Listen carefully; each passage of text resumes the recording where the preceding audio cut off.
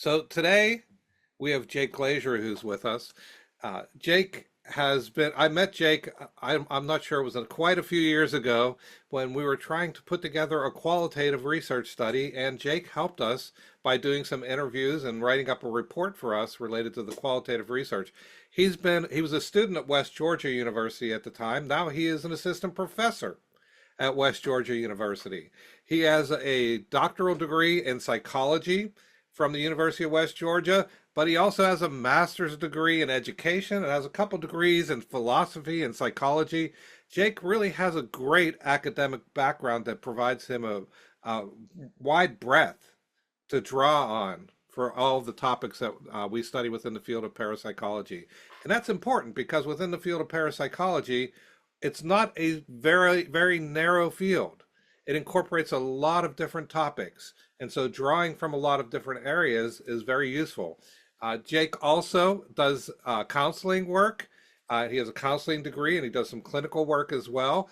He has published a couple of books, including this one right here, Paranormal Ruptures, which was an award-winning book he edited for the parapsychological from the Parapsychological Association. That he received the PA Book Award in 2023, and he's currently working on some other books as well. He's been the editor of Minefield magazine for the Parapsychological Association for was it been 2 years, I think now? At least 2 years he's been doing that. And he's also coordinating the Bill Rawl lecture series down at the University of West Georgia. Jake is very active within the field. He is bringing in new ideas. And today he's going to be introducing us to critical theory and talking about how that can be used within the field of parapsychology. It's a topic I'm very interested in, and I'm really excited to have you with us. Thanks for being here today, Jake. Thank you so much, John, for that lovely and warm introduction. It's very much appreciated. It's an honor and a privilege to be here. I'm very excited to support the Ryan Research Center, especially right when we're celebrating the 90th anniversary. And I can't say enough just the importance of institutions like the Rhine supporting parapsychological research. They're few and far between. And so something like the Rhine is so important for the field. And so, yeah, like John said, I would encourage individuals, if you're not a member, consider joining the Rhine. It's just such an important institution for parapsychology. So, Thank you, Jake. And yeah. I'm really looking forward to your talk because you're going to talk about the diversity of people that are involved in that have these experiences and that are involved in these studies. So, thanks for being here. Yeah, such an important point, John, and we'll talk about that, right? I'm to sort of co-opt Rhea White's term. These are exceptional human experiences, EHEs, exceptional human experiences. So, yeah, they cut across, race, gender, nationality. These are sort of human experiences. So I think that inclusion of diverse perspectives, diverse peoples is so important. So my talk today, again, is interfacing critical theory with parapsychological research, new possibilities, new aspirations. So part of my motivation for today is I want to inspire. Okay, I want to give hope. I think there's a lot of hope for parapsychology, for the content that we study, and moving forward. I mean, I know that there is our challenges, right, with legitimating our field of study, but I think there's a lot of hope. So that's sort of one of the main themes I want to kind of drive home today. So yeah, so like John mentioned, I'm an assistant professor of psychology at the University of West Georgia, and I also am a licensed professional counselor in Georgia. And so you'll see that factor in a bit, maybe more than a bit, in terms of how I understand exceptional experiences. Right. So just by way of a brief outline here, well, what I'm hoping to cover today, I'll say a little bit about my background, just uh, elaborating a bit on what John already said, we'll transition into overviewing me detailing critical theory. So some of its historical roots, what critical theory can be used to analyze, and perhaps where I see it going in the future. And then I will shift gears into talking explicitly about paranormal ruptures. So that's that book that John held up a little bit ago, but you can see it there on your screen. It's an anthology, so it's collected chapters. So I didn't author the entire book. I authored the introduction in the first chapter, but I collected submissions, chapter submissions from a variety of scholars and researchers in transpersonal psychology, parapsychology, and got those together and edited them. And yeah, so I'm going to go through each of the chapters and provide an overview and some key concepts. Finally, today, I'll give you a taste of my current research regarding a book monograph that I'm under contract with for Rutledge, and that is in the Concepts in Critical Psychology series that is edited by a critical psychologist by the name of Ian Parker. And so it's exciting for me because it's sort of a mainstream publication. So I'm excited to kind of let the world know, let psychology know, mainstream psychology know about the kind of work that we're doing in parapsychology. In particular, I'll be covering what's going to be hopefully chapter 2 in the book on past life memories and critical theory. So a little bit about my background. I'm a therapist, so I do have my master's degree in mental health counseling. And I have a small private practice. I see clients currently, which I enjoy. It sort of keeps me grounded in a kind of strong way, as opposed to, in academia, we can be very kind of intellectual, very conceptual, very in your head. So I like the balance between being a therapist and then being a professor. So I do teach. I'm a professor at the University of West Georgia, where I teach undergraduate and graduate courses, just depending on the semester, ranging from mostly in critical theory, but also some that revolve around transpersonal psychology. My dissertation was on critical theory, which I completed at the University of West Georgia. And incidentally, I think Dr. Simmons Moore has given a talk for this series previously. I was her graduate assistant while I was going to school at the University of West Georgia. And so she's always served as a huge, huge inspiration for me. She's been an amazing mentor in terms of helping me navigate the professional landscape and continues to be a key colleague in terms of my research, who I collaborate with, who I go for advice, really. That was really invaluable in terms of helping me get more involved in parapsychology, that mentorship. And yeah, when I was going through my graduate or my PhD degree, I think I'm guessing Christine kind of allowed me to get connected with John and then Sally Rhinefeather at the Rhine. And if I remember right, they invited me to come out, and so we sort of had a chat, had a meeting about qualitative methods, the importance of qualitative methods, and the Rhine had collected some narratives or experiences on mind matter interaction, or what's classically called psychokinesis. And so they were able to provide those to me, and I ended up, along with a friend and colleague, Tim Beck, and then again, a friend and colleague, Christine Simmons Moore, we ended up analyzing those narratives through a phenomenological lens. And so maybe, just by way of a brief introduction, West Georgia's we pride ourselves on at West Georgia being able to train scholars in qualitative research methods. Okay?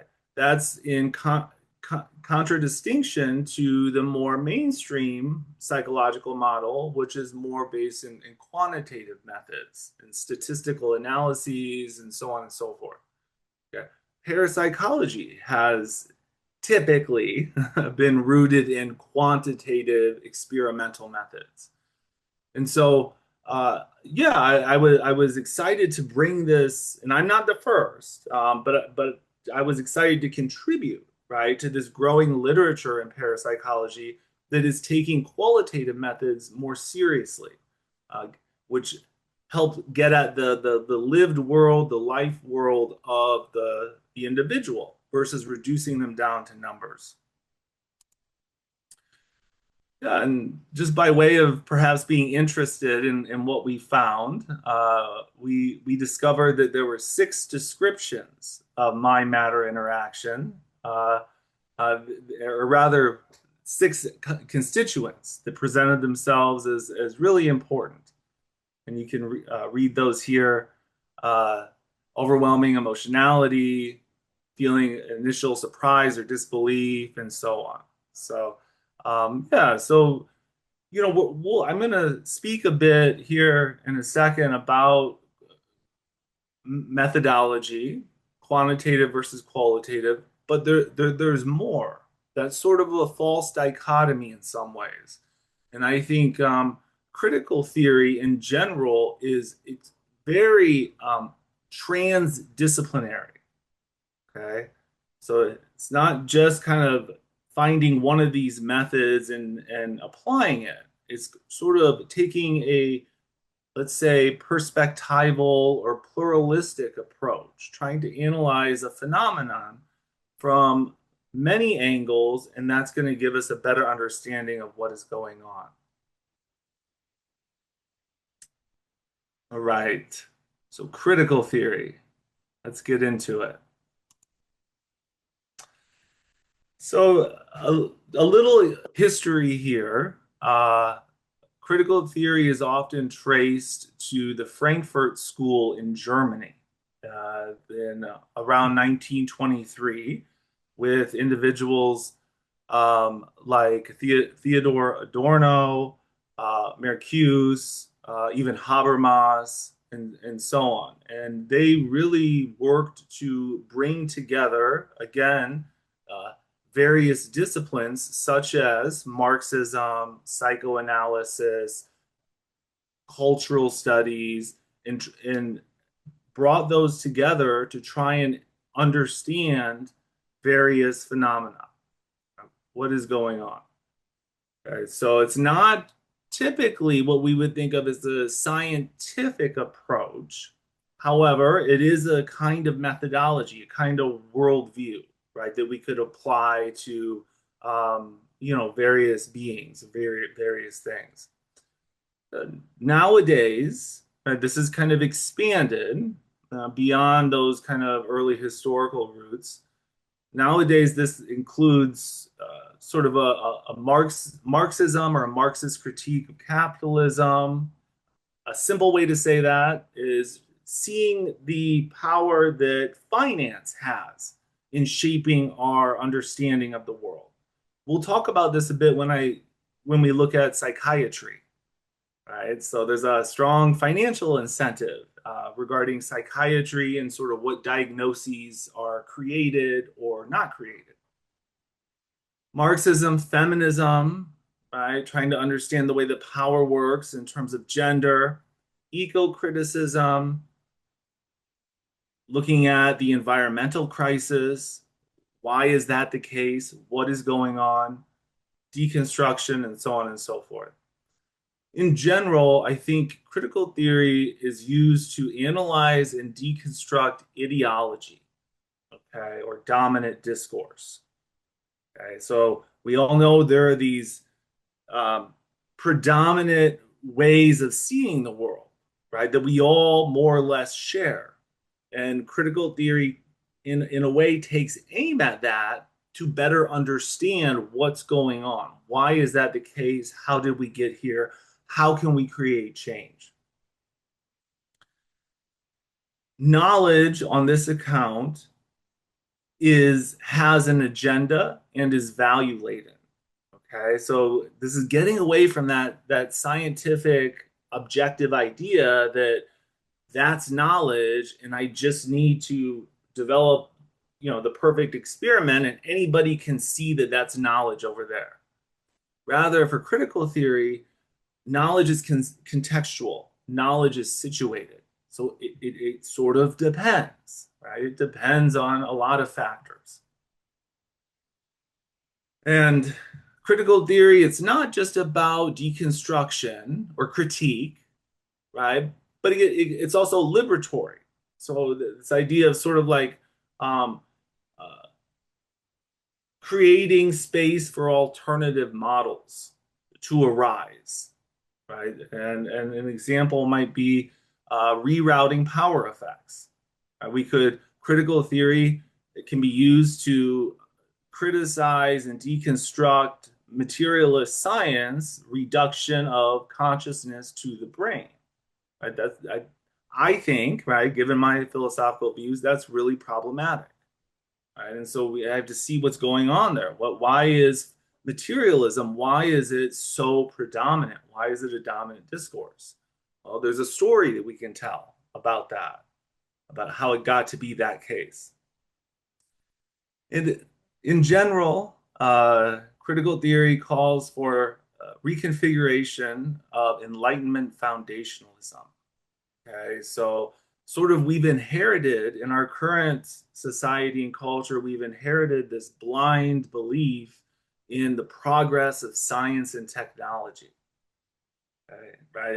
Everybody wants, the latest technology, the newest iPhone, right? Whatever it is, right? If we take, a critical approach, we just say, wait up, hold on a second, right? Where did that belief, where did that presupposition come from? It's not been good in many ways. And, eco-criticism would sort of hold up nature and what's happened to it as evidence of the failure of those Enlightenment beliefs. So, the radical thesis, I think, that critical theory brings to bear on parapsychology, and incidentally, my sense and my tuitions tells me that a lot of scholars in parapsychology and researchers don't really kind of take this to heart or take this as far as it can go. But I think this holds true. I think this is absolutely accurate. So that thesis is whether psi phenomena are true or not misses the point. Okay, it's radical. So parapsychology is part of an ideological struggle. Okay, so notions like truth, notions like human experience, all sort of human notions are contestable. Okay. And so, right when we put something into language, even before we put something into language, right, there are background power effects that are going on that make it the case. And so critical theory helps us understand that those background power effects by making them explicit, by bringing them forward so that we can see, okay, hey, this is why it is the case. Now we can decide. We can decide what to do different, if anything. So this does not mean that parapsychological research, is worthless or we don't need it or whatever. It's still extremely, extremely valuable, right? Applying science to the study of psi is absolutely valuable, but purely from a critical lens, even science is contestable, right? So we have to understand what do we mean by science and how is science imbued with various maybe discriminatory practices and so on and so forth. So what's the takeaway here? So I think we need to expand, right, what we mean by the science of parapsychology. That includes what we talked about a bit ago, incorporating various methods, developing new methods, and looking at exceptional experiences through a critical lens. This means critiquing dominant exclusionary models, right, like materialist science, right? Incorporating a transdisciplinary approach and pushing back against these models that have ostracized parapsychology. It's no wonder if you know see an apparition, right? What's the first thing that you might feel? Sort of shame or stigma around sharing that. But that's because, right, these dominant models have made that taboo. Okay. So, so critical theory would understand, well, what's going on there. How can we kind of destigmatize talk and discourse around sharing these kinds of experiences? So, just a little bit about power, right? Everybody's probably heard me talk about power, but I haven't said exactly what it is. Um, Power is really important. Michel Foucault, who was a French post-structuralist philosopher and critical theorist, had the famous quote where he said, "Power is everywhere." Okay?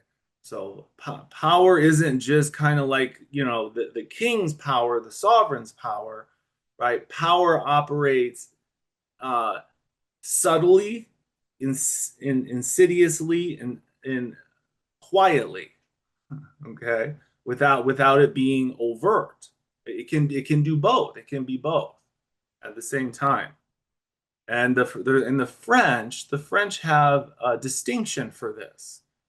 In the French, a form of power that's creative, right, such as in art, okay, that would be puissance, so a productive form of power.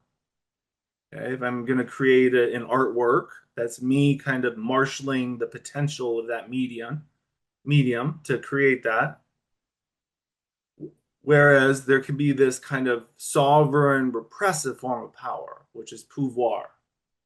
And so power is kind of part of the social fabric. It's operating everywhere and all the time. And again, part of the work of critical theory, it's not just deconstructing or critiquing, but also while doing that, working to liberate different models, liberate peoples, or decolonize systems and people. Right. So that reference right there, I just had an article come out with a former student of mine, Taylor Robinson, in 2025. The article was called "Decolonizing Possession."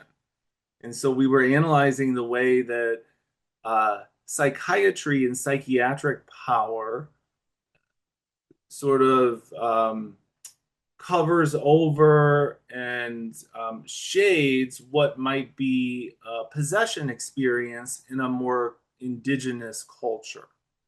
And so psychiatric power, just because of its connection with capitalism and globalism, really sort of shades the way that people see, what might be a possession kind of experience.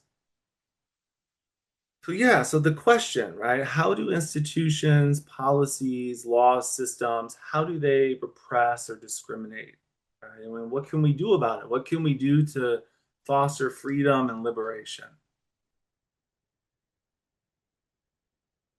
So I'm going to talk more about this towards the end of the presentation, but exceptional experiences or psi experiences are what I've referred to, or what Foucault referred to, and what I've carried forward as subjugated knowledges.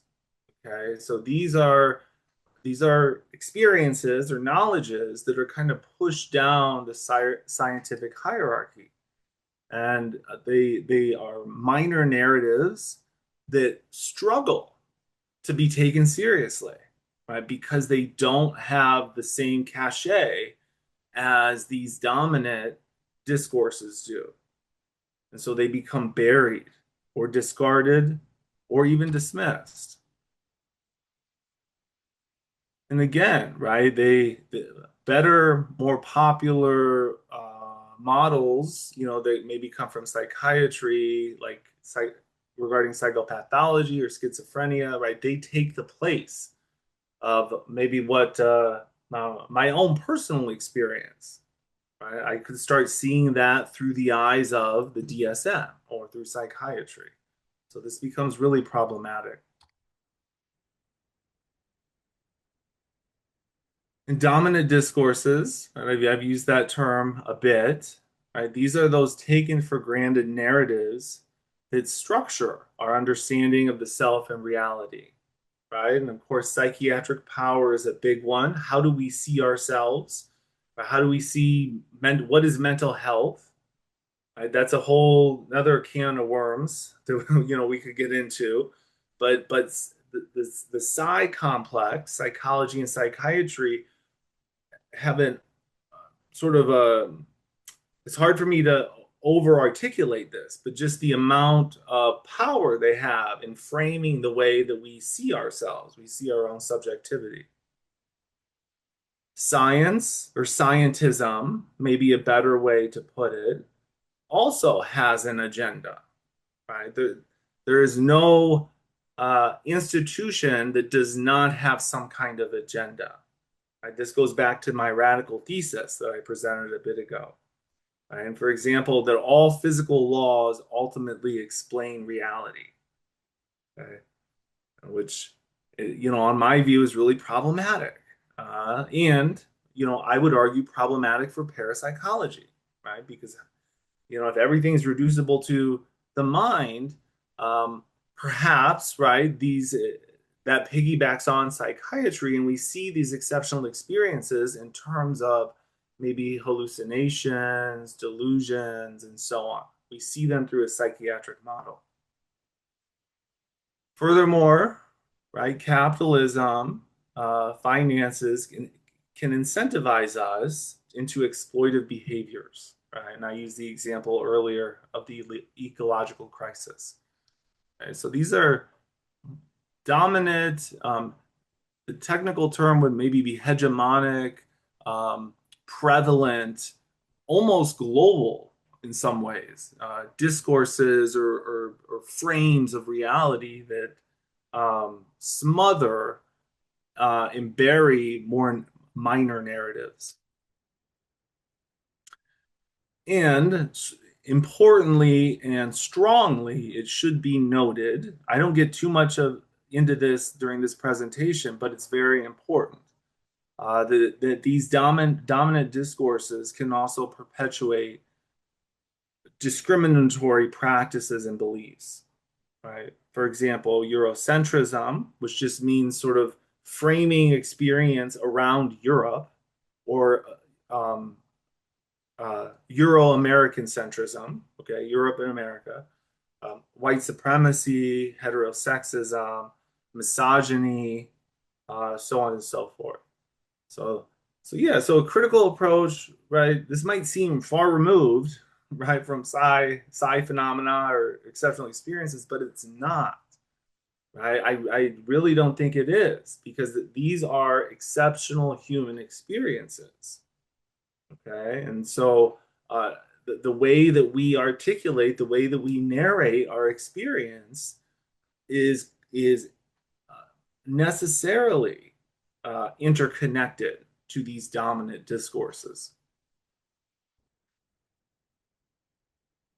Yeah, and these dominant discourses can silence marginalized forms of knowing.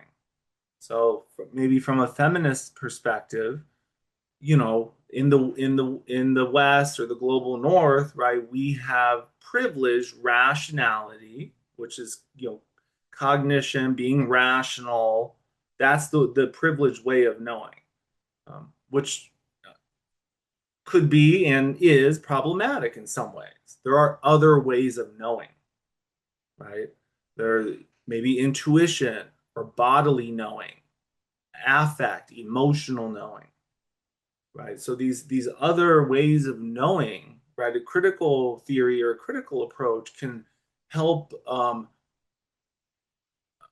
deconstruct that rationality discourse and then advocate for or create room for taking seriously the importance of other ways of knowing. So, in summary, okay, power, right? Power operates all levels at all times, micro politically, macro politically, it's everywhere. Right? Right? Psi experiences, exceptional experiences, right? These aren't less real. They're just pushed down the scientific hierarchy. Okay, so they're subjugated knowledges.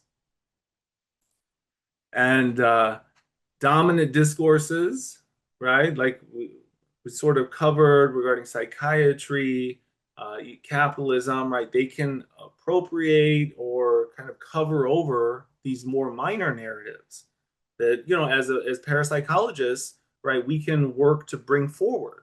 And in qualitative work, in other work too, I mean, even in quantitative work, that's what we're doing a bit, is we're sort of advocating for these more minor narratives, these other experiences.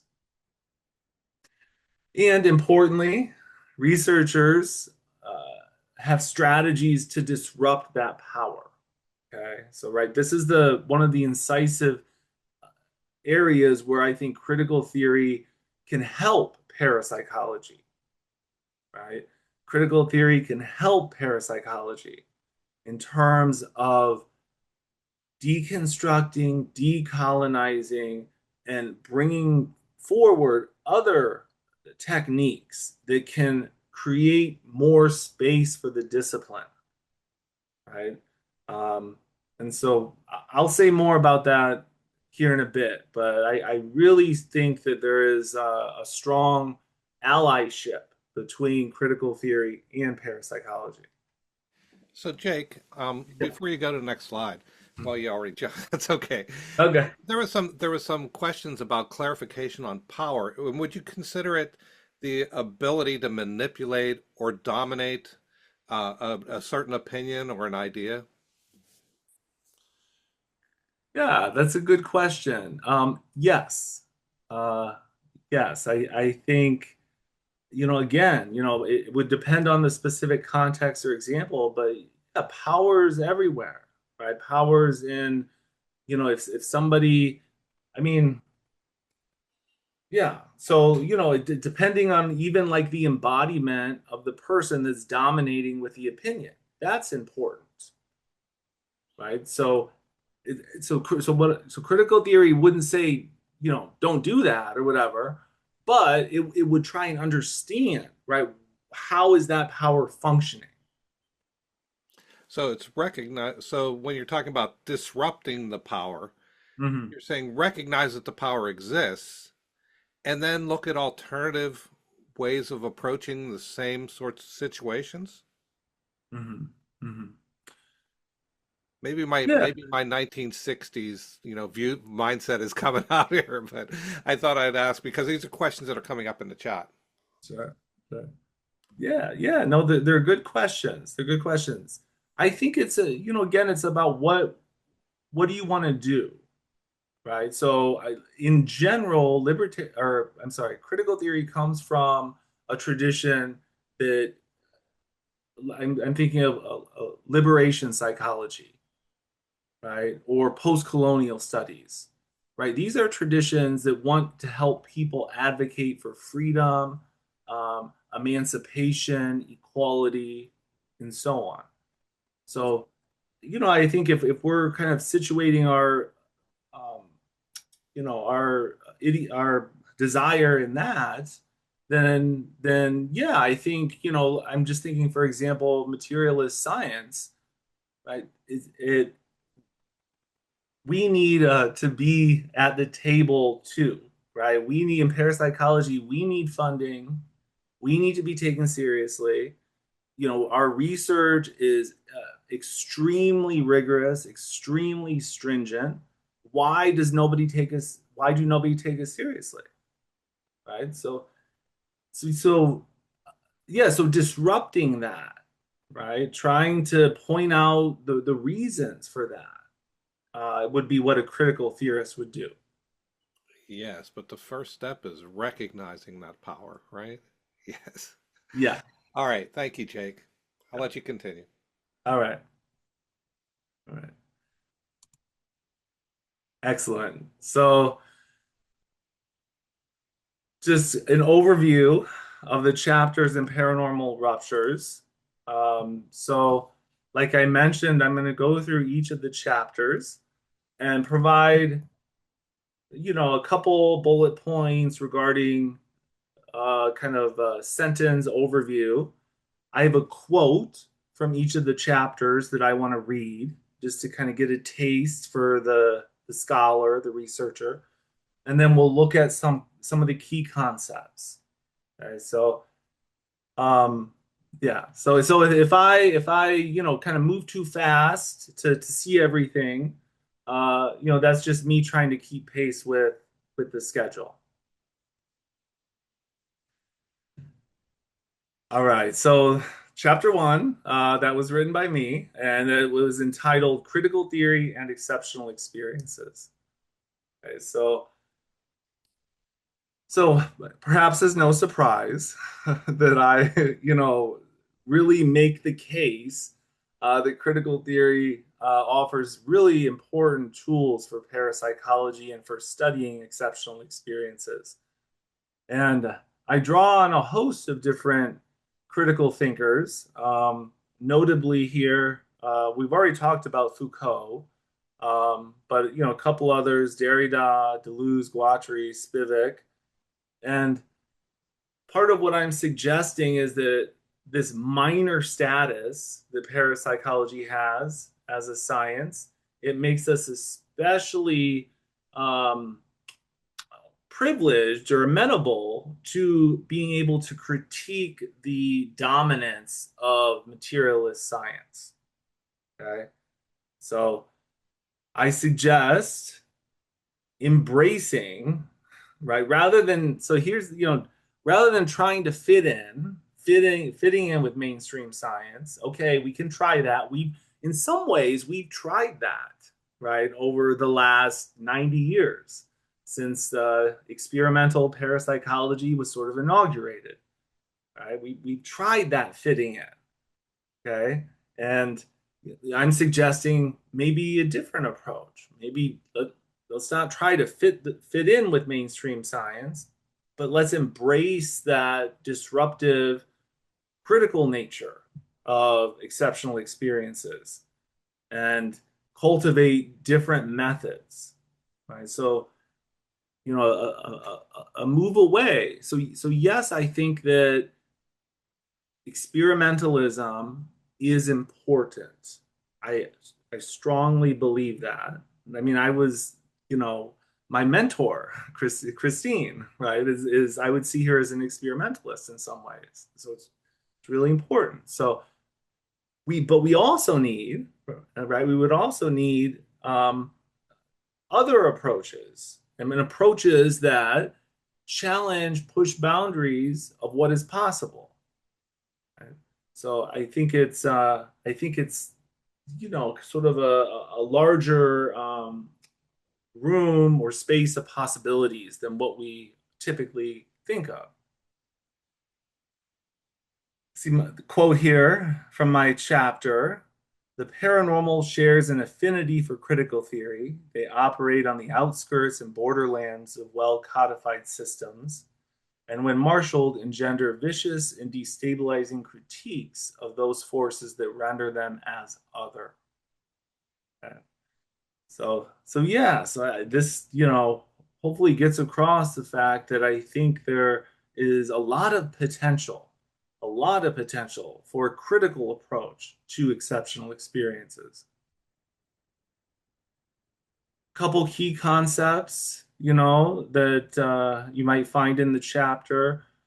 Perhaps since we've already talked about qualitative methods, I'll draw your attention to experimenter positionality.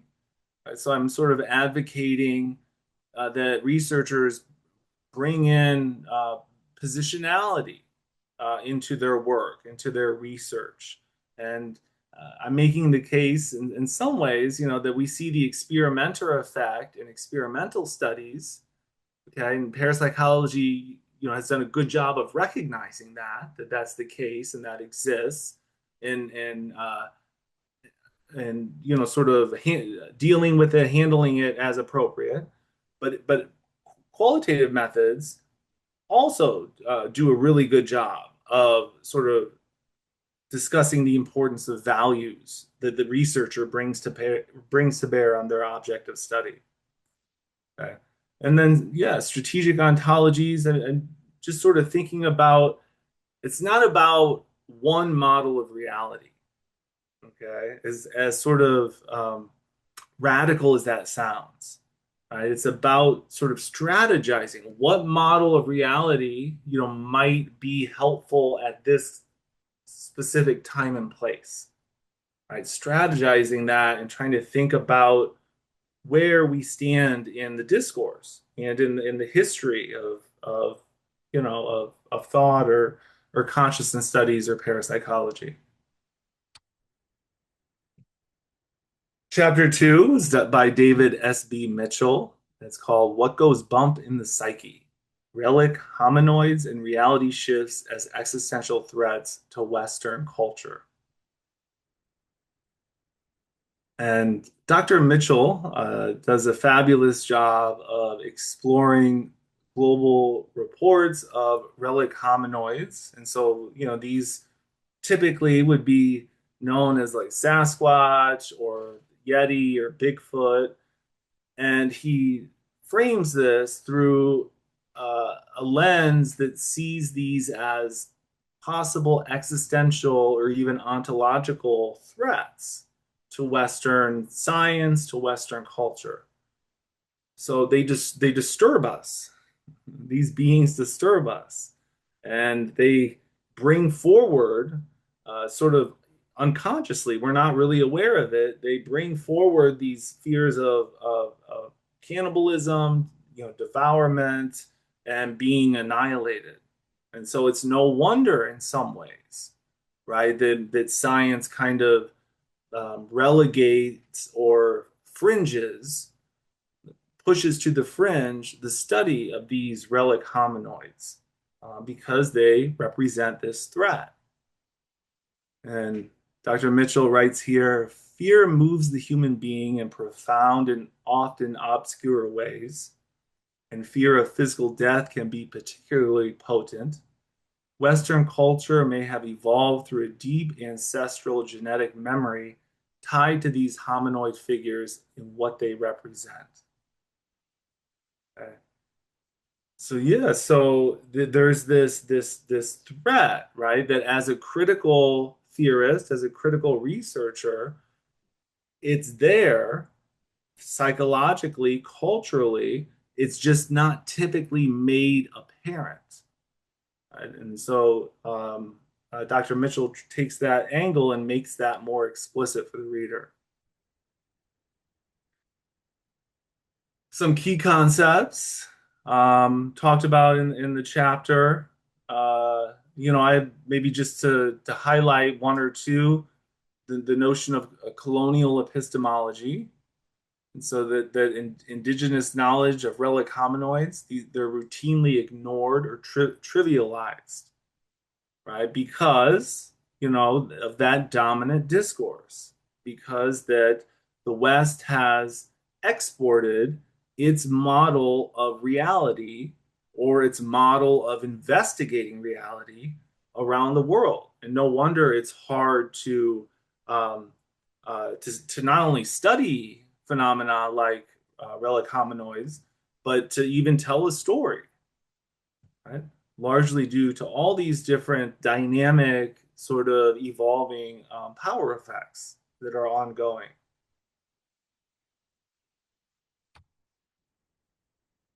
Chapter 3 is by Jack Hunter, and it's entitled High Strangeness and Anthropology, Ontological Osmosis in a World of Many Worlds.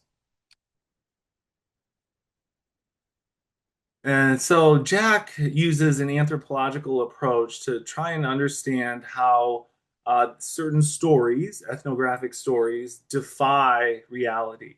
And it's a really interesting chapter. He includes three very outlandish, very interesting stories that are almost worth reading just for the story, just because of sort of how unbelievable it is.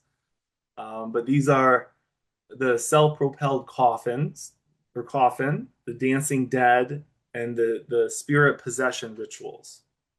And uh, Jack argues that these events exhibit a high strangeness, okay, that there's ontological ambiguity here, and he draws from anthropology on to develop this really interesting idea of what is called the pluriverse. Okay? So this is the sense by which the world is participatory and ecological and overlaps. So there's kind of like there's overlapping um, worlds that can exist at the same time. And the quote here is that from Jack says that different worlds may overlap, interact, and osmose into and out of each other. Really fascinating way to think about reality. There's not just one reality, there's many, many, many realities, and they're all kind of intertwined.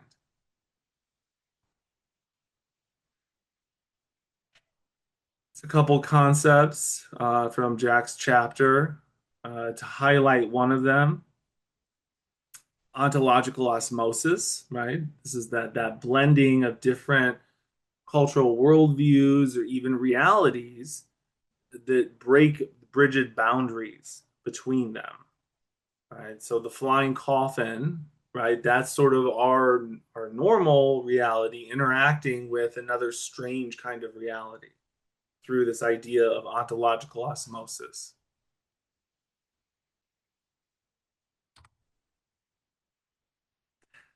Chapter 4 is by Christine Simmons Moore.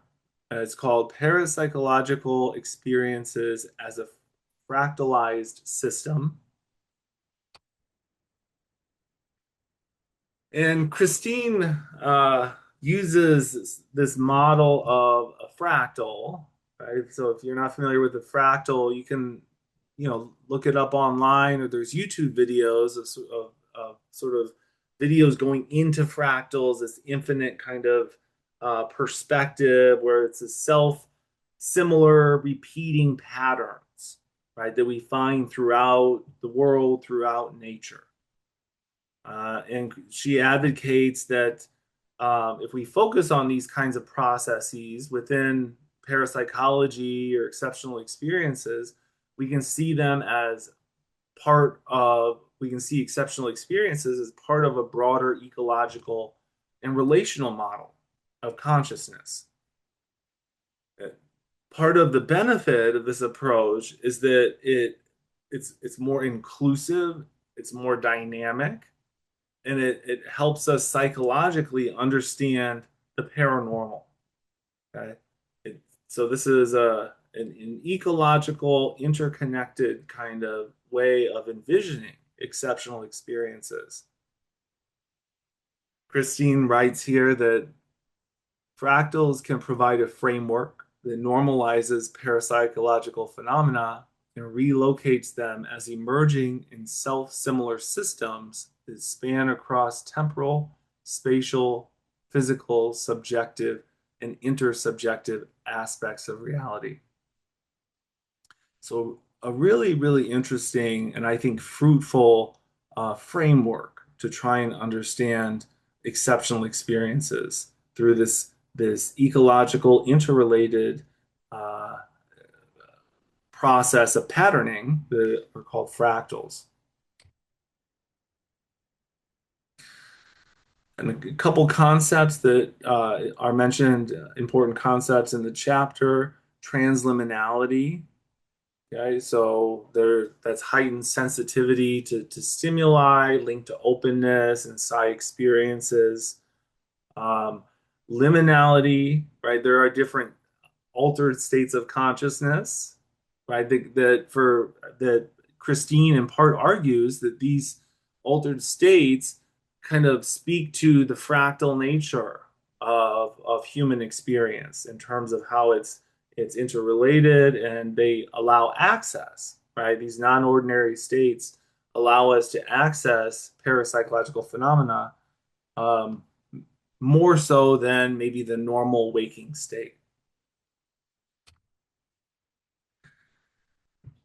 Chapter 5 is by Claude Bergmans, and it's called Critical Analysis of the Esoteric and Spiritual Therapeutic Concept of Thought Form with regard to parapsychological and anthropological approaches.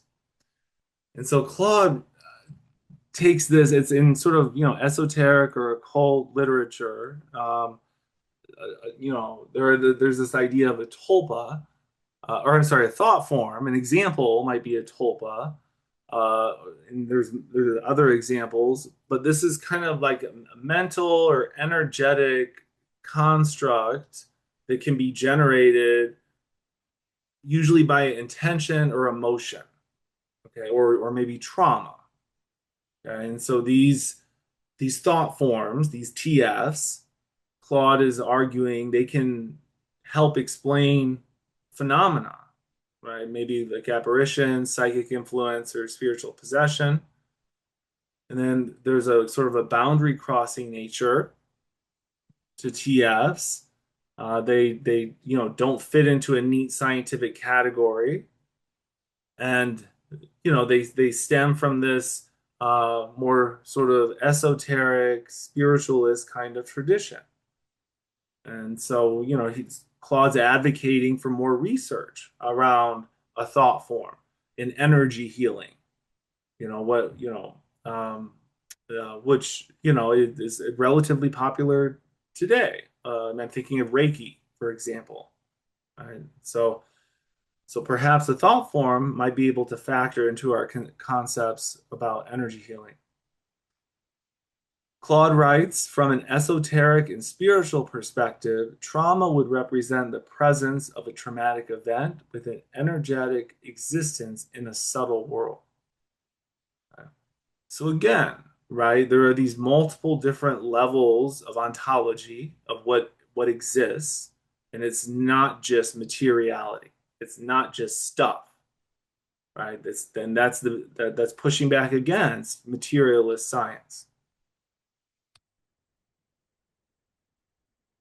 Some concepts, that might be important within the chapter. Of course, thought forms.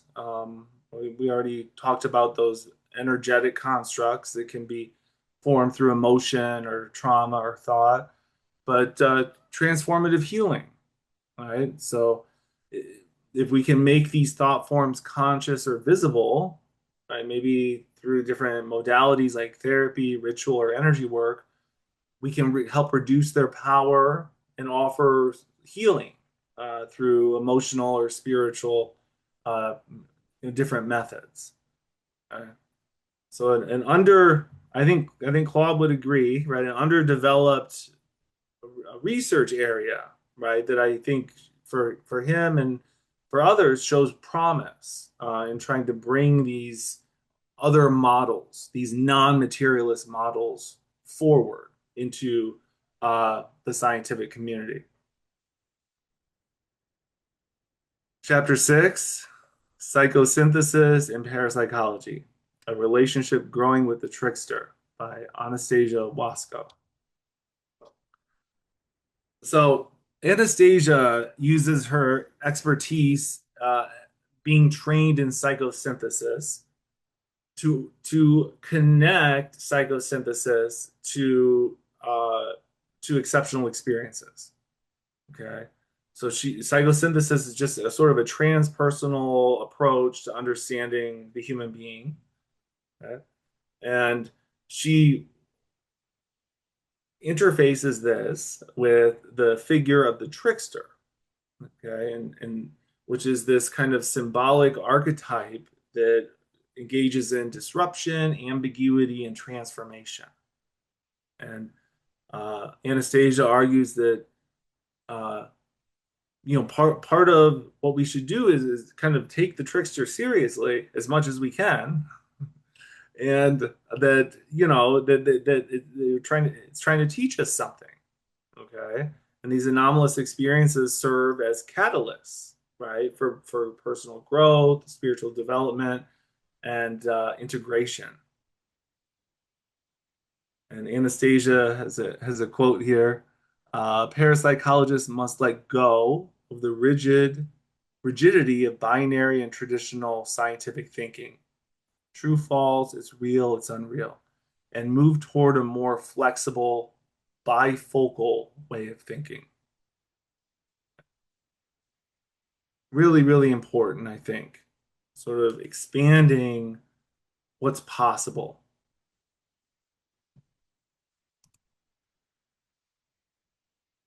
Some key concepts. Um, let's see here. The self and superconscious. Okay, this comes from psychosynthesis. And these concepts see the self is the core principle in psychosynthesis, whereas the superconsciousness or conscious, the superconscious is the realm of higher intuition and creativity. And so, in the chapter, Anastasia connects these and the model that Assagioli develops, who's the founder of psychosynthesis, to understanding how or where these exceptional experiences, what they're trying to tell us, where they're coming from. Chapter 7 by Tim Beck is titled Algorithm Magic and Neurodivergent Belief in a Post-Normal World. So this is even before the telepathy tapes. Tim was sort of ahead of the curve, right? So analyzing neurodivergence from a critical parapsychological lens.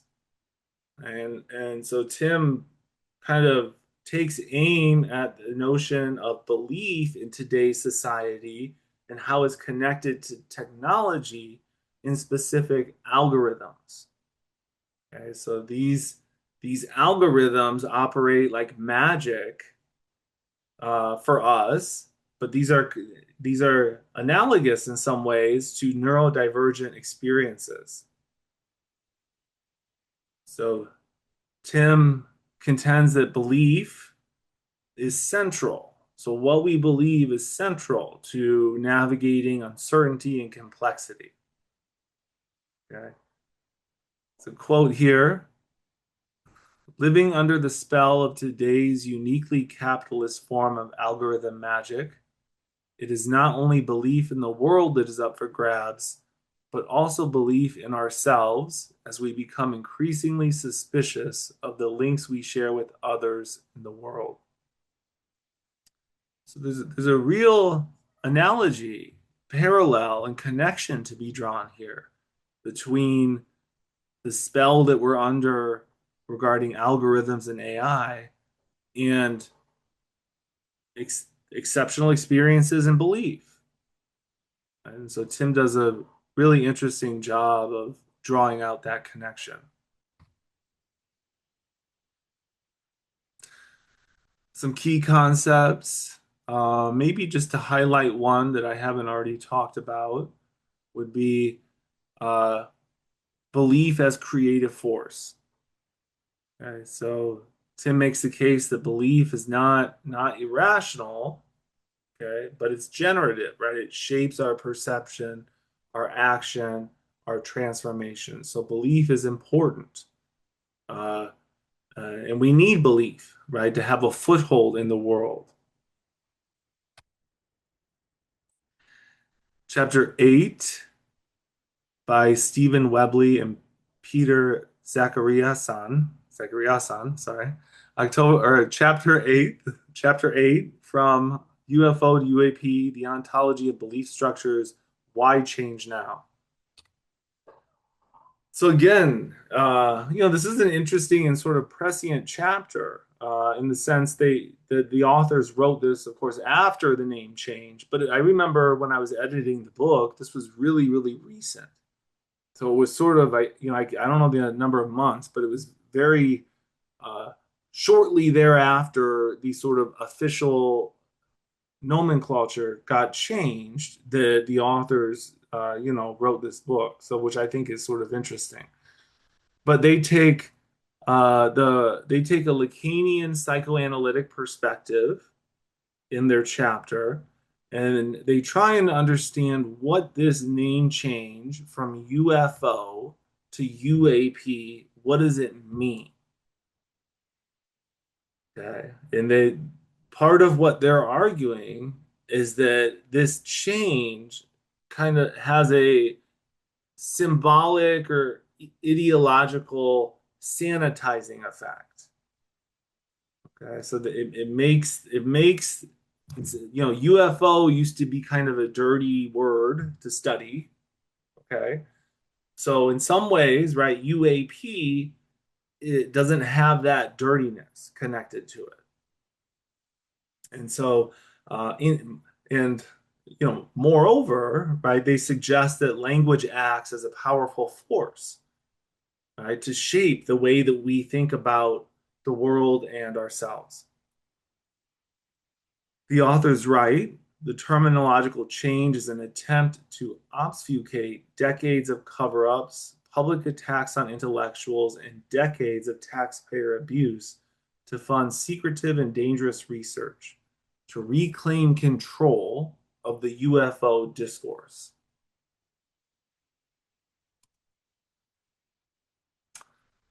Some key concepts uh, here. We talked a little bit about some of these, but I really like the way they end the chapter, um, whereby they suggest that the UAPs kind of function like a mirror. So we're kind of projecting our social, our cultural fears, our hopes, and fundamentally our unconscious material onto these phenomena.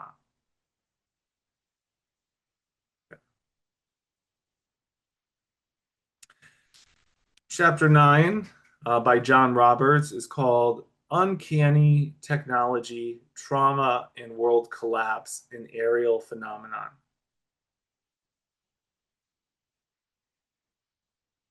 So, John takes a phenomenological and existential approach to understanding the 1994 aerial school UFO encounter. Uh, and some of the viewers may be aware of a documentary that's based on this event. Um, but it's I think, a relatively famous case in ufology uh, regarding the experience that over 60 school children had with seeing objects in the sky, and not only that, but experiencing otherworldly beings. And in the chapter, John argues that this encounter between the child or the human and the alien, it it reveals a deep rupture in the modern Western worldview. Right? We can't make sense out of it, right? It's shocking. It's traumatic, maybe even. And to put this into language that Heidegger would use, it would be a breakdown in our worldhood. So we have a breakdown, like a psychological sort of you know not cognitive dissonance, right? Stronger than cognitive dissonance, right? We just can't make sense out of it. And John goes on to criticize the dominant discourse of psychology and psychiatry, and saying that, these, far from being hallucinations or delusions, right? This otherworldly encounter represents an ontological shock that exposes, right, our the limits of our Western worldview, of our rationalist technological way of thinking. And here's a quote from the chapter. Modern technology is felt as separating Dasein, that just means human, from its world relation. They constitute forms of alienating technology.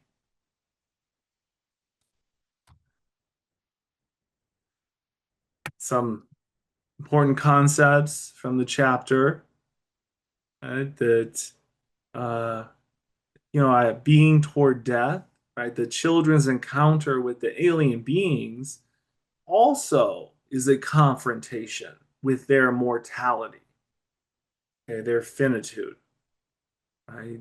It's this kind of encounter with nothingness, with a void. And so that's why it's so traumatic or shocking in this way.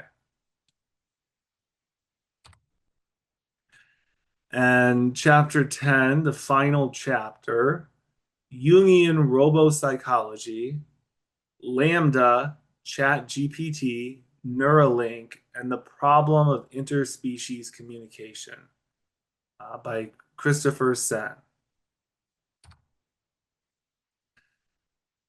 A really interesting chapter, and I intentionally ended the book with this chapter just because I mean, the popularity of AI and all these things, and I thought Chris did a really nice job of showing the import for parapsychology, just in terms of Neuralink, right? Being able, to implant a chip in the brain and being able to send messages or voices to that chip.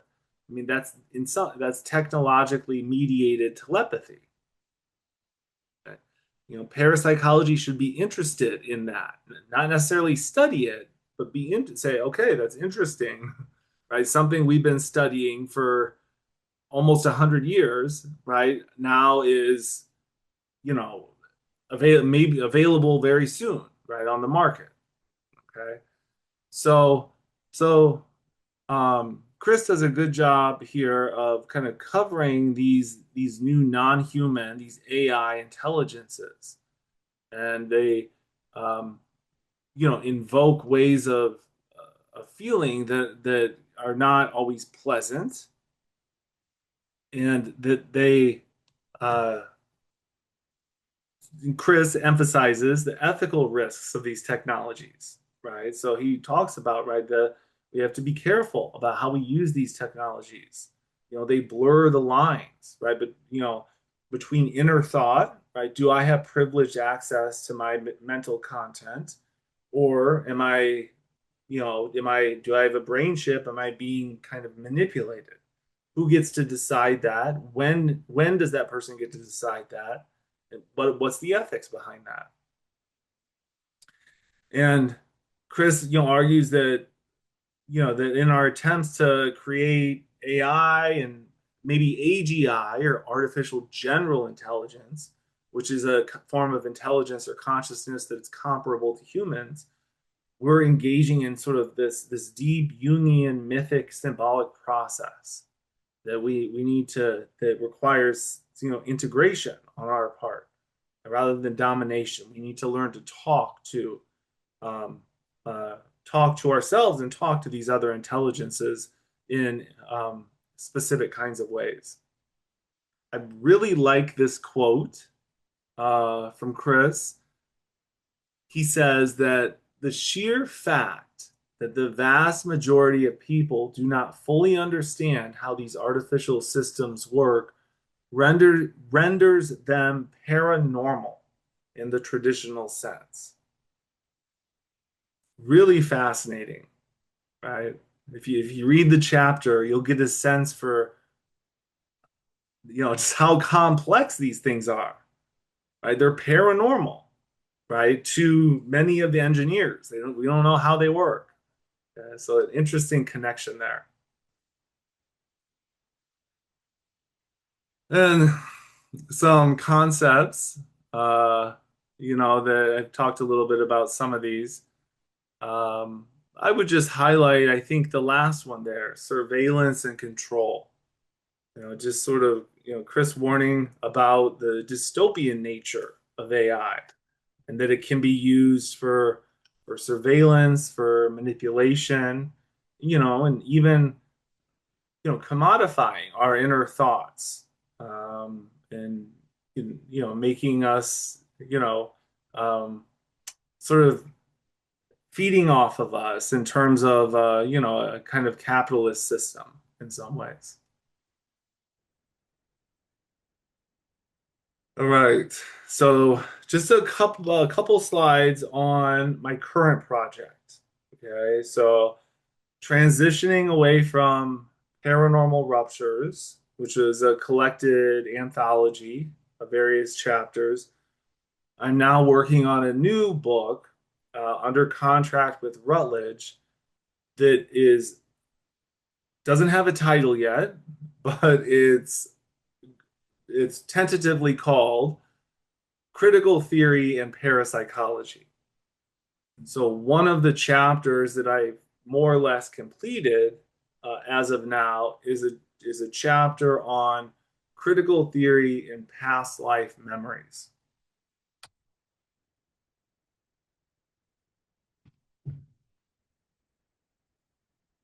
Many of you may be familiar with Ian Stevenson, who really pioneered the collection of and the analysis of children who remembered past lives. And Stevenson is makes the case, this isn't reincarnation necessarily. There could be other ways that this is occurring, but nonetheless, right, there are many, many cases whereby the narrative, the experience has been verified by researchers in different kinds of ways.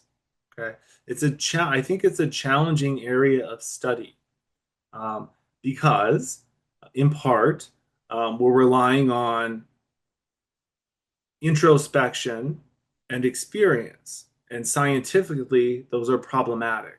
In a traditional objective scientific sense, right?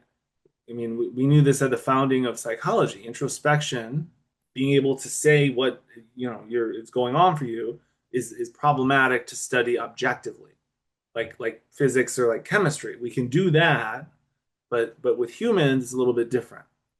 So this is a challenging area of study, and Stevenson paved the way, and other researchers that followed him, like Jim Tucker and the other researchers at DOPS, at the Department of Perceptual Studies, have really helped carry the mantle forward with regard to this kind of research. And okay, so I reference here a study, a scoping review on past life experiences, and um, the researchers sampled 78 studies. 58 out of those studies were conducted in Asian countries, okay, which perhaps by no surprise has more of a tradition and culture of reincarnation. Okay, and I'm gonna talk about that. Why is that important? Okay, for a critical theorist, that is important. Okay, importantly, PLEs have also been verified in non-reincarnation cultures. So what I'm trying to say here is that, I think that the typical scientific approach is, right, if I can find these cases and verify them in both kinds of cultures, maybe that means I'm onto something. From a critical perspective, and I'll develop this a little bit, the social belief system, right? I'm not trying to kind of like isolate and figure out, what's true. The social belief system necessarily uh, fosters or diminishes these experiences. Okay, so it's a fine conceptual nuance, all right, but I believe that, and so hopefully, as we go through the next couple of slides, that'll become a little bit clearer. So our friend by now, Michel Foucault, right? Just to bring him forward again, I'm saying that the PLEs, past life experiences, past life memories, are this kind of subjugated knowledge, right? And that, the reason they're not remembered, or rather, they're not studied, right, is because they don't have the right kinds of institutional backing or power. Okay. Furthermore, past life research contradicts, right, the assumptions of, let's say, materialist science or other kinds of, hegemonic forms of science, and therefore it becomes buried. Okay? We don't want to talk about it. We don't want to study it because, okay, if past lives are true, what does that mean for our kind of materialist technological world? I also draw in this chapter, I draw on Derrida. So he develops this form of analysis called hauntology. And I really try and make the case that these materialist neuronal models, so these models based on neurons, the brain, they reduce down the complexity of what memory is. Okay, so no wonder they can't account for these memories, right? Because I mean, it's sort of on principle, it's kind of excluded from the materialist science. Via a hauntological approach, these past life memories are ghosts from the past, not in the sense of apparitions, but sort of psychological symbolic ghosts, okay, that we haven't been able to make peace with or exercise.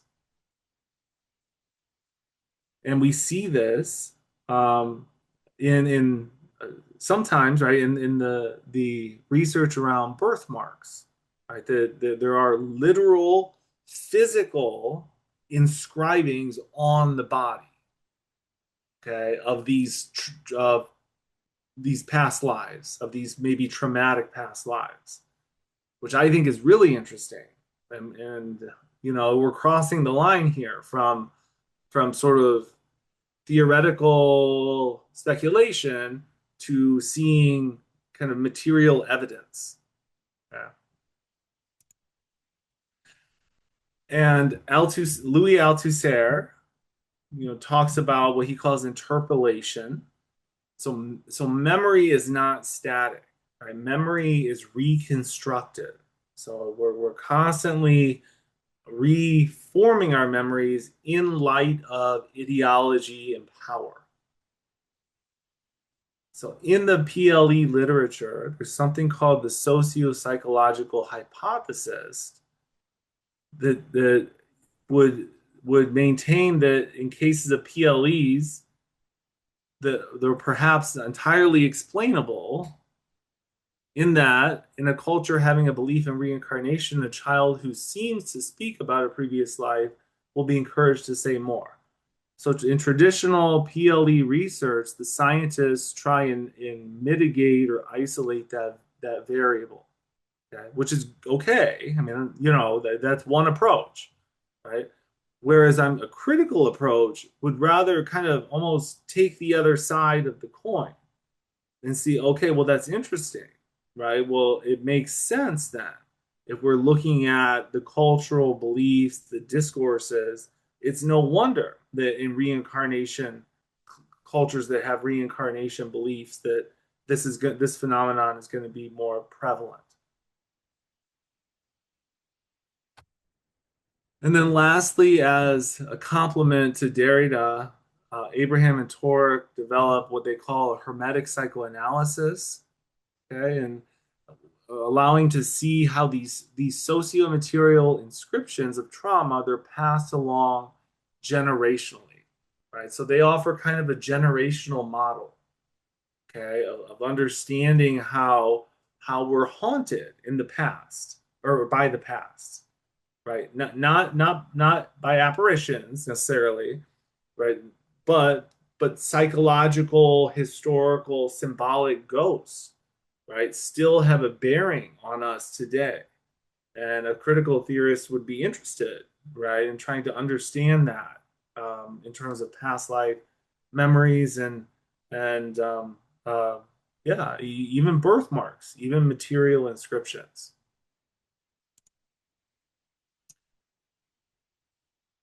All right, by way of summary,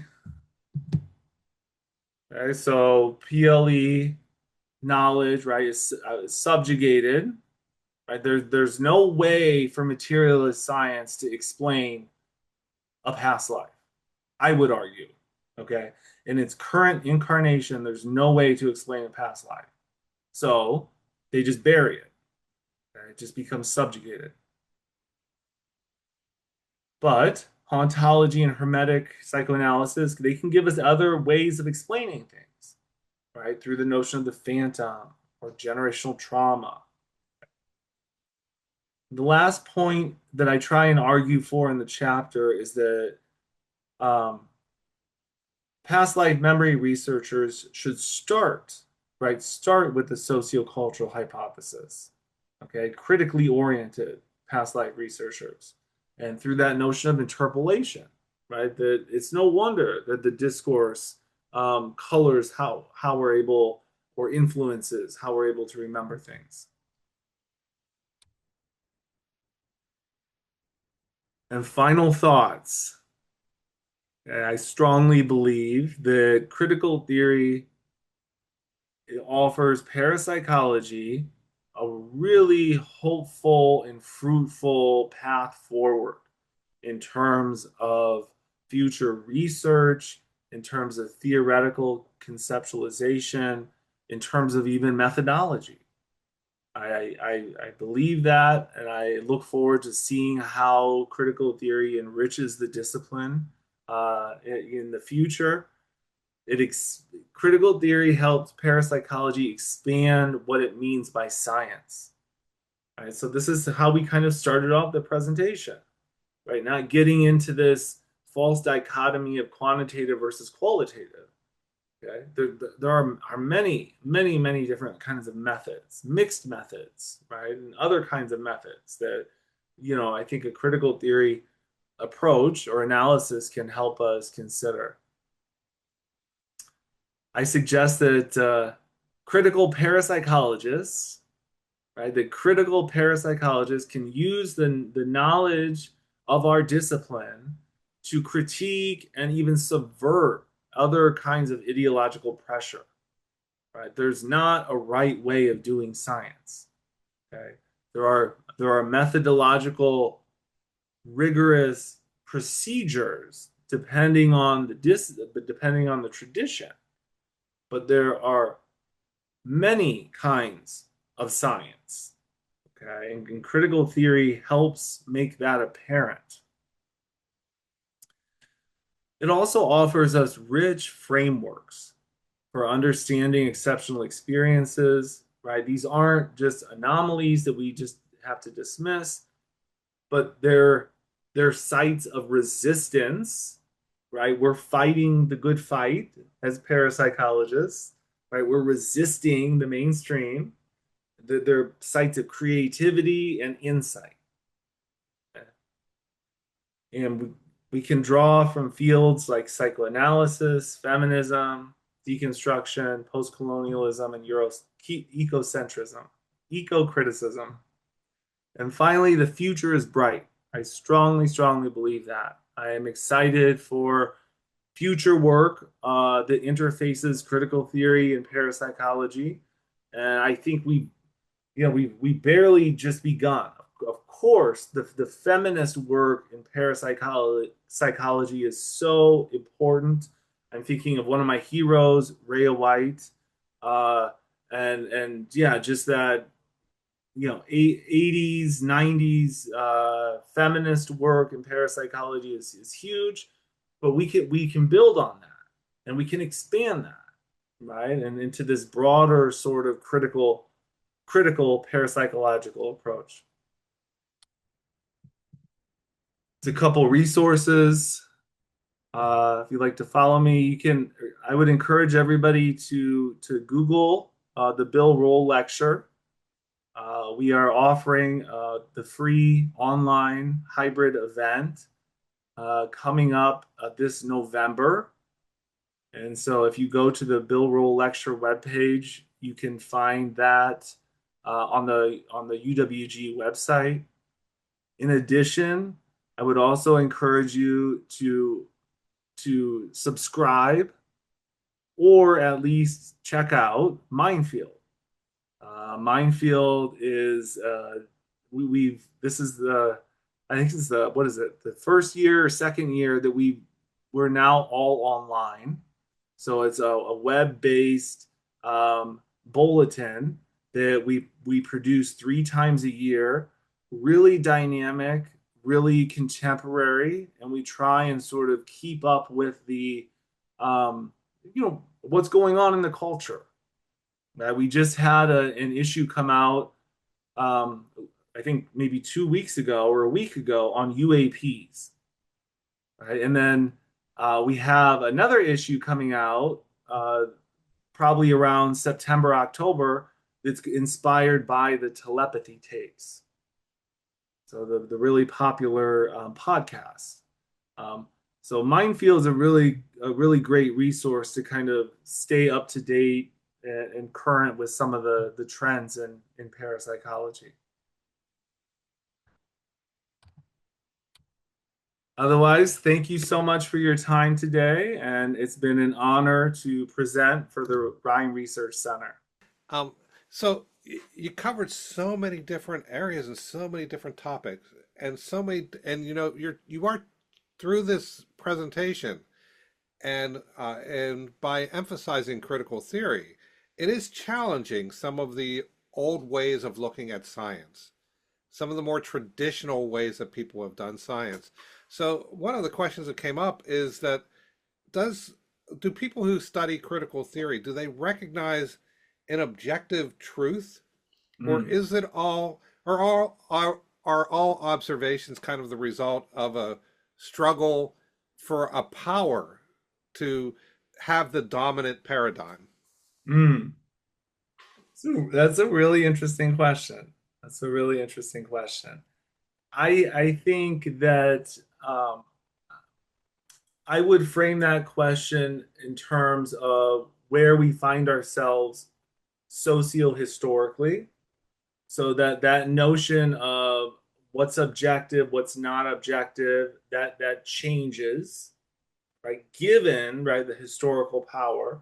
So is there an objective truth? I would say yes, for a while. And then it changes and mutates. So there's, as opposed to certain perspectives that believe there's something out there and we're trying to understand what it is, it's more related to the experience that people are having of within their life, I guess. Einstein was famous for saying reality is an illusion, but a very persistent one, Mm. because all we know is really our own experiences. Mhm. And I'm wondering, does critical theory follow this same path, or is there something that I'm missing here? Yeah. Yeah, no, I like that, John. I think critical theory would see subject and object, self and other as intertwined, right? Like so intermeshed. So let's say like materialist science would be like I'm the scientist, right? And the objective world is out there. Okay, so that's the kind of typical mainstream view. but critical theory has this more kind of interrelated approach that it's we can't necessarily separate the two, right? We're part of the world, and we're changing as the world changes. Yeah, it's hard to get beyond our own perspective, isn't it? Mhm. Mhm. Yeah. So, uh, there was another question that came up. But you were talking about uh, the past life memories and things, and it seemed that what you were discussing was the fact that in certain cultures, the dominant paradigm, the power, lies in reincarnation occurs. Hmm. And this is why it's more likely to be recognized in these cultures. Hmm. And so, is this what you see in other cultures? You see other paradigms. Well, for example, we talk about the materialist paradigm within the Western cultures and how that um, provides people will see more materialist explanations, Hmm. see more materialist events, and other sorts of events will tend to be minimized. Like, for example, our psi activity that we study so clearly here, that it would be minimized from a materialistic paradigm. Um, so, is this something that you see more dominant, and are there other examples that you can talk about? Yeah, I mean, I like, John, what you're alluding to, just in terms of the way that belief or value, or let's just call it ideology, right, literally changes how we relate to the world. So we're awash in a materialist, technological, capitalist society, right? So, I have no idea what it would be like to relate to the world, if I, come from a community that lives in the desert or something. Mhm. So I'm saying, because critical theory does a good job, much, much better than science, at situating knowledge, situating subjectivity, right? So it's not like, there's a universal truth about psi. Okay. I mean, there might be for like experimental science, but what critical theory could potentially argue is that psi experiences are situated and they show up differently for different communities and different geographies. Ah. And so maybe they have to be explored differently in these different contexts. Exactly. And the point is, if we take our models and try and explore those communities, that we're doing a form of violence to them, right? We're colonizing them. We're saying this is reality. This is the way it has to be. And so, critical theory wants us to be really, really careful about how we do that. And so, so again, getting back to, the traditional, challenging the traditional sciences, it's not a question of should these traditional sciences, the traditional methodologies, the quantitative methods that have been done in the past, should they be used? It's that yes, they have an appropriate place within our society, but there may be other societies or other situations where those methodologies need to be adapted. I always think about, we often talk about when we're doing ESP experiments or we're working in the lab, people come in and we put them in, we put them into certain situations that accommodate what we need Mm, as researchers. And then we say, okay, do those things that you do naturally out in the world, but do it in our way that we tell you to do it. So we're kind of controlling it, and we are often just designing the psi out of the experiment by mm, making them so uncomfortable.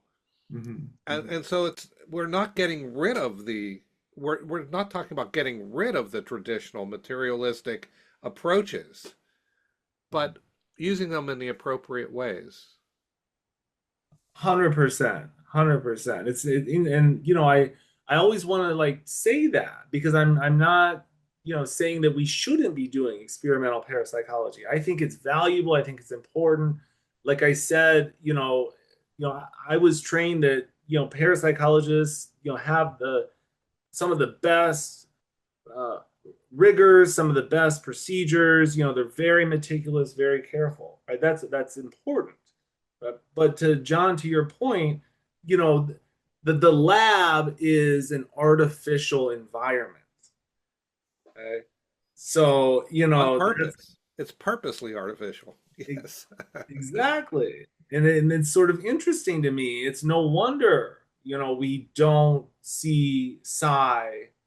Maybe we see it a little bit, with minimal statistic significance, but maybe out in the world in a more naturalistic setting, it's greater, So yeah, so thinking about ways that are more sort of naturalistic, more kind of in the the home environment, right, of the participant, of the person that we're studying. Mhm. But so let's take this a little bit more to an extreme, though. Um, if critical theory were to be integrated more into our research paradigms and what we're doing, and it's possible that this sort of approach could become a dominant paradigm in and of itself. Mhm. And then at that point, would it be appropriate to kind of disrupt that approach and apply critical disruptions to critical theory itself? I have Yeah, I some mean, very sophisticated people viewing this talk today. um, yeah, I mean, I think so. Remember, there's that two-prong approach I kind of mentioned, right? So part of critical theory is destructive, right? So like, analyzing, critiquing, right? That could be one part. Another part, is that sort of advocating for freedom, emancipation, potential, another agenda, something like that. So you can have both. You can have both, or you might just have kind of like the destructive part. Um, so yeah. So I think I don't, conceptually, I don't like foresee like the critical approach, becoming dominant. What I think is maybe even a more interesting question is that what would happen if parapsychology or psi sort of became the dominant model in science, right? And I'm thinking to myself now, kind of on the fly. I'm like, well, then, what would critical theory? How would critical theory understand parapsychology at that point? And so that's sort of interesting to consider. Just that, if we're shifting away from materialism, and then parapsychology starts becoming more dominant, has more power, right? Then, where does critical theory, reside in that instance? Mhm. Yeah, it's always there's always another step to take. And as I said, I have some sophisticated viewers here today who are asking questions that are kind of recursively considering what's next. Right. And so there is a question about AI and how AI might apply to our qualitative approaches or to implementing um, these critical theory within our research. And I don't know if you have any thoughts on this. Yeah, I think critical theory is generally very friendly to these kinds of artificial systems, of intelligence systems. There's a strand of critical theory called post-humanism, and it's not transhumanism, right? So it's not advocating that we meld our consciousness with AI or anything like that. Post-humanism just wants us to get away from what's called anthropocentrism or human-centeredness. And so seeing AI potentially as a sentient being that we would have to develop ethics with seeing animals and other kinds of beings as possible ethical beings that we need to relate to. Um, so I think for critical theory, I think that AI is really interesting. I think uh, I have a red flag of caution just because of how intermixed it is with technology and capitalism. Right. So, like I think a critical theorist, whenever that is the case, there's always like a red flag that goes up. So, like I mentioned when I was talking about Chris's chapter, the Neuralink, with technologically assisted telepathy, right? That presents a whole host of different ethical issues. We've been studying telepathy, uh, just human to human, more or less, for a long time, but now we get this kind of technological telepathy. So I don't know. There's a lot of interesting things to consider and different directions to take. Yeah, there's so many different, but there's so much potential to integrate AI into different parts of science in general and in understanding the world. But it's there's still too many variables involved to know what's going to be the appropriate path to take forward. And of Hmm. course, we always have to consider ethics and what is appropriate from an ethical perspective as well. Yeah. Um, so, okay, this is kind of my question. All right. Okay. I lead a lot of other questions, but we often being in this field, Jake, we often have people come to us and they start to talk to us about their experiences. And some people, when they come and we get lots of reports at the Rhine, we get lots of phone calls, we get letters, we get lots of contact with people who want to tell us about their experiences or tell us about their abilities or tell us about what's going on in their life. And sometimes their experiences are things that we study. It seems to be related to things. Other times it seems that they're a little, well, they, it's going beyond what we consider a traditional. We think they might need some help beyond what we can provide for them. Mhm. And in these situations, you have to differentiate between what might be a hallucination, what might be some sort of psychological dysfunction, and what is a true psi experience. There are things that challenge our boggle factor. We often talk about these things that go beyond, we can't accommodate them within our reality. And it seems that the critical theorists are saying, well, that's where we want to be. We want to challenge our boggle factor. But what is there any strategy to challenging the boggle factor and yet at the same time recognizing when it might be a dysfunction that needs more attention? Hmm. Hmm. Yeah. Yeah. Really, really interesting question. Uh, I'm thinking of a pair of critical theorists, or post-structuralists. They're French philosophers, Deleuze and Guattari, and they use the model, for better or for worse. They use the model of a schizophrenic uh, as indicative of sort of this kind of critical way of analyzing things. Okay, so they're not saying oh we should become a schizophrenic, but yeah, there is this kind of like push to the extreme, to the boggle threshold that really wants us to shake loose our normal conceptions. And a related critical theorist, Friedrich Nietzsche.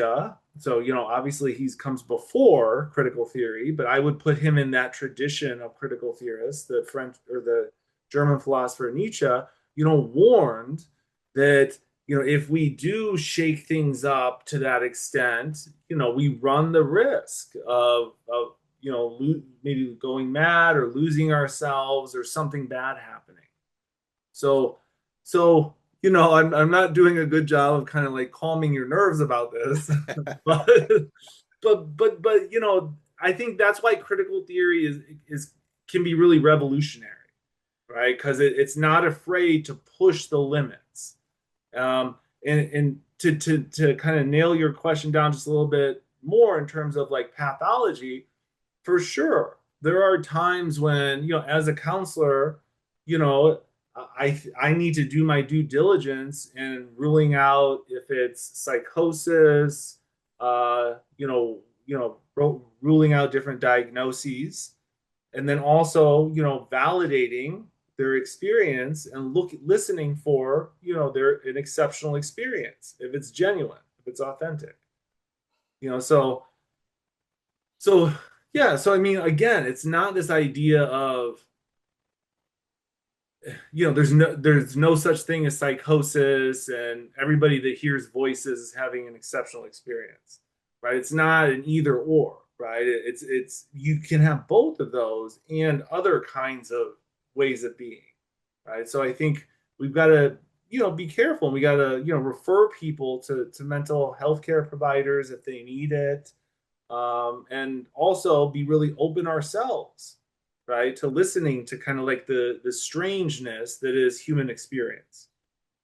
Yeah, it's almost like if a certain hallucination or belief or certain practice becomes prevalent within a society, it becomes the norm.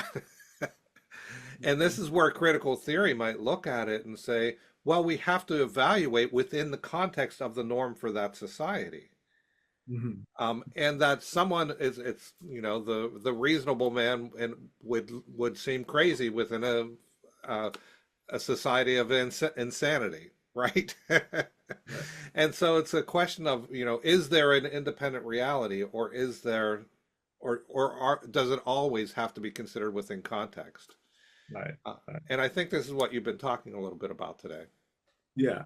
Yeah, exactly. Exactly. I think it's context, it's situation, right? The kind of knowledge that we develop in the southeastern United States, in some important way, right, is not the same kind of knowledge that might be developed in Russia, right? There is absolutely. I'm just even thinking, like, I'm second guessing myself, but I'm even thinking of like the hard sciences. That there are differences, right, in the way that knowledge is produced. So yeah, so seeing subject and object is kind of intertwined. That's what Yes. critical theory wants. Hmm. Yeah, and that's a trick, isn't Yeah. it? Yeah. So, as a counselor, and I think this is a very important question, and I'm sure you hear this a number of times. Uh, Many people who want to go to counseling, who are having experiences, they get pathologized very quickly within our society. Is there a network, or is there somewhere that people can go to find counselors who can be more accepting and would be able to speak to them if they are having experiences? Yeah, there are limited maybe not limited, but I think the PA website, so the Parapsychological Association website, might have some resources on there for individuals. In addition, the E3 Alliance or E3 Initiative would the would be also be a helpful resource. So it's a group of clinicians or therapists, right, that are interested in exploring exceptional experiences. Um, so yeah, and I would also encourage individuals, the language can kind of um, be fickle a little bit because a lot of psychologists and therapists that are trained in transpersonal psychology also are very open to these exceptional experiences. So maybe looking for a therapist that, has training in transpersonal approaches, transpersonal psychology, that would be another really helpful tip.